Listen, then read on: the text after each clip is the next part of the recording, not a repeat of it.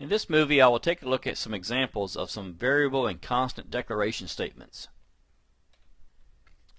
Here you see examples of declaring variables through the use of a dim statement. Dim is short for dimension. And as you'll note, by its blue color, dim is a key word, as is the word string, and for that matter, the word as. So each dim statement is declaring a variable. In the first example, it is declaring a variable called firstNameString. Now, the rules of the variable declaration is that the variable name must be all one word, no spaces, and cannot spell a key word. The suggestion is that you include the word string at the end simply to signify that it is a string variable. However, it is critical to note that what makes this variable a string is the phrase as string. So regardless of what you call your variable name, the data type in this case is the string.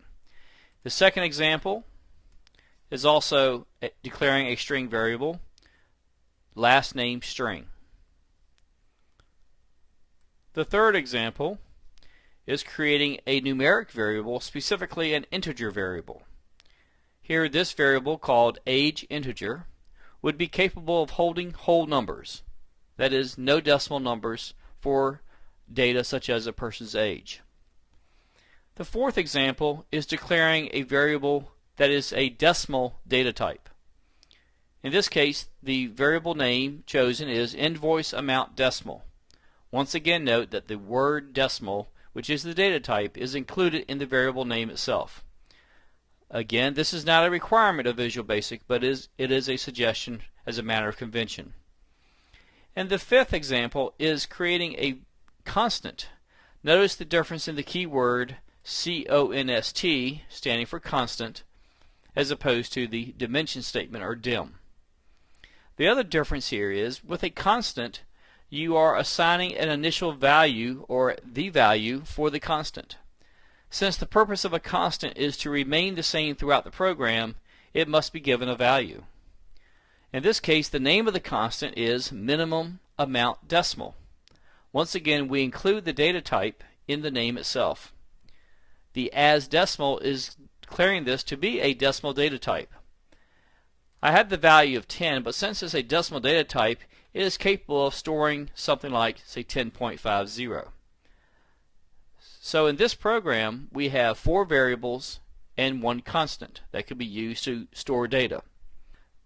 Besides the naming of the variables and the declaration of the proper data types, the other key element of declaring variables is the location within your code of where these variables are declared. In this example, all of these are declared in the public class, what's called the general declarations area. You'll notice in the top right hand corner panel, this is called the declarations area.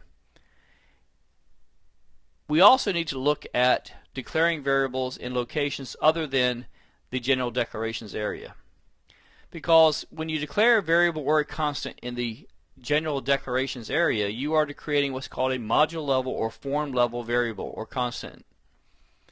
This creates the situation where you're declaring a variable that is now available to the entire form. There will be situations where you want to create variables that are local to specific procedures, such as a variable within the create label button, perhaps. If you declare a variable within this procedure, that is in between the private sub and end sub statements, somewhere in this area, then you're creating a local variable. We'll be taking a look at examples of these in another video.